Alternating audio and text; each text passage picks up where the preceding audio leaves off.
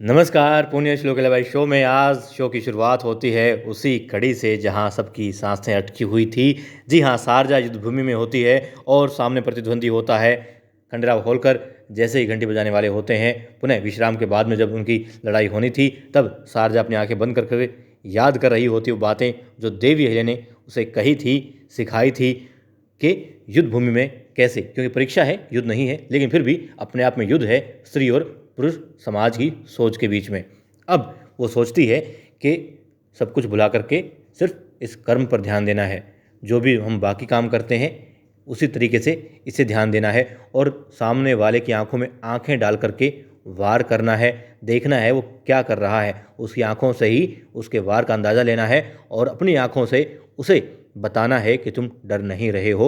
लंबी सांस लो और टूट पड़ो सामने वाले पर, साथ में अपना बचाव करते हुए। और बस यही बात ध्यान में लाते हुए शारजा हमला बोल देती है उस प्रतिद्वंदी पर। और वहाँ पर ज्ञान कक्ष में मालेराव होलकर परेशान कर रहा होता है अपने गुरुजी को, कहता है मुझे प्रतियोगिता देखने जाना है। वो कहते नहीं जाना, पहले अपना जो काम है वो पूरा करो। और मुक्ताबाई की तारीफ भी होती है, इससे और ज़्यादा चिढ़ जाता है मालेराव और फिर वो दोनों को कहते हैं गुरुजी कि अपना अपना काम करो और बार बार इस चीज़ को दोहराकर दिखाओ।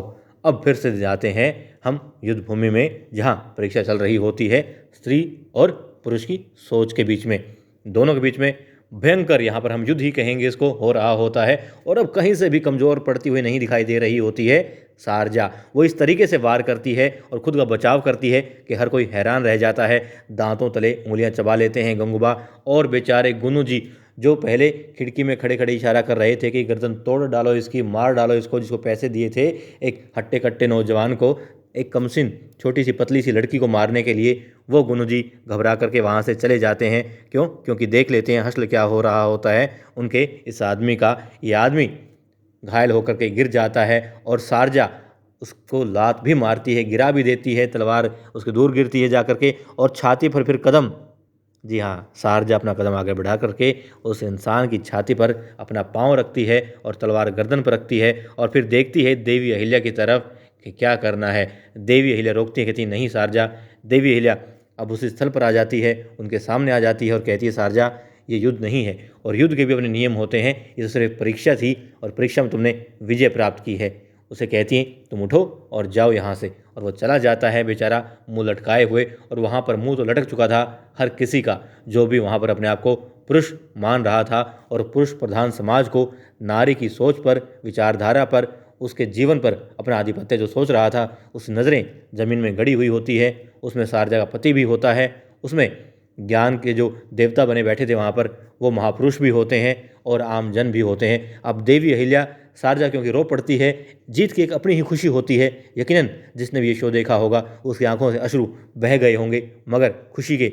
और यहाँ पर अब देवी अहिल्या उसे गले लगा लेती है, तालियां बजाती है उसके लिए। और फिर पहली ताली देवी अहिल्या की थी, उसके बाद में गौतम भाई साहब खंडेराव होलकर की तीसरी ताली होती है और उसके बाद में गुंजायमान हो जाता है सारा प्रांगण, हर कोई तालियां बजाता है। शारजा की इस जीत में खुद को शामिल पाता है और फिर दिखाते हैं शारजा के हाथों पर पट्टी कर रही होती हैं गौतम भाई साहब अपने कक्ष में और वहाँ पर सभी होती हैं। तब शारजा बताती है कि अहिल्या ये लड़ाई, ये प्रतियोगिता हम पुरुष और नारी के बीच में मान रहे थे, उनकी सोच के बीच में मान रहे थे।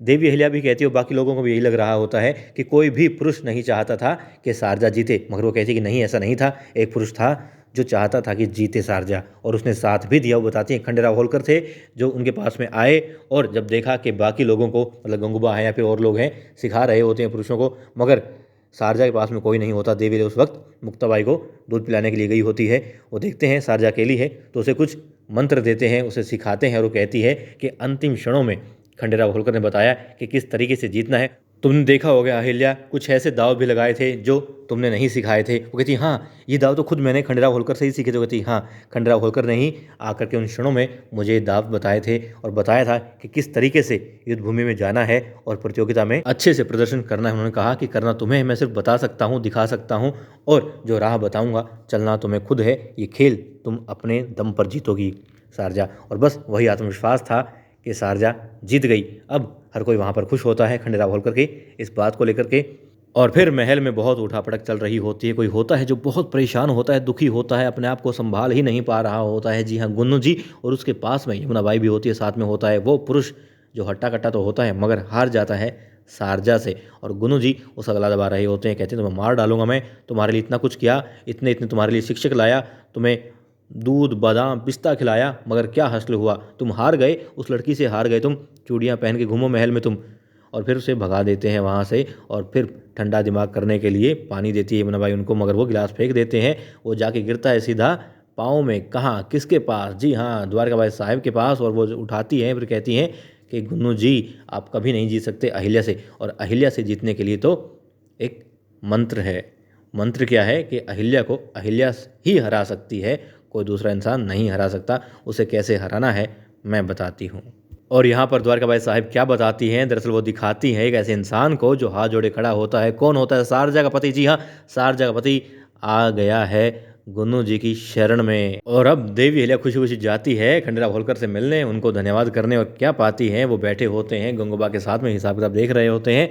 और फिर वो उनका आभार व्यक्त करती है। वो कहती हैं किस लिए? वो कहती है आपको नहीं पता आपने क्या किया है, आपने शारजा को सिखाया है, शस्त्र ज्ञान दिया। अब गंगूबा देखते हैं ये क्या हो रहा है, तब खंडेराव होलकर बात को घुमाते हैं, कहते हैं वो तो मेरा कर्तव्य था, फर्ज था, पुरुष सैनिक के लिए सिखाने वाले थे, उसे सब कुछ बताया जा रहा था, मगर शारजा अकेली थी, तुम उसके पास थी नहीं, तुम बाहर थी, तो मैंने सोचा थोड़ा कुछ बता दो। मैंने उसे सिर्फ नियम बताए खेल के, प्रतियोगिता के, किस तरीके से खेलना है, बस नियम बताए थे। और इसका मतलब ये मत लेना कि मैं तुम्हारी जीत से खुश हूँ या फिर मैं श्री जो शस्त्रशाला है उसके पक्ष में आ गया हूँ, ऐसा कुछ भी नहीं है। और फिर यहाँ पर खुशी व्यक्त करते हैं जो अभी तक शक की नज़रों से देख रहे थे खंडेराव होलकर की तरफ, जी हाँ गंगूबा, वो कहते हैं हाँ फिर ठीक है। और फिर देवी अहिल्या कहती उन्हें भ्रम हो गया था कि आप उनके साथ हैं। तब गंगूबा खड़े होते हैं, कहते हैं कि ऐसा भ्रम मत पालिए, आपकी गलती है। और फिर वहाँ से चले जाते हैं कहते हुए कि अभी सिर्फ दरबार का फैसला नहीं आया है, प्रतियोगिता हुई है वो अब जीत गई कोई बात नहीं, मगर दरबार का फैसला ने भी बाकी है देवी अहिल्या। और वहाँ से गंगूबा चले जाते हैं, खंडेराव होलकर जाने लगते हैं।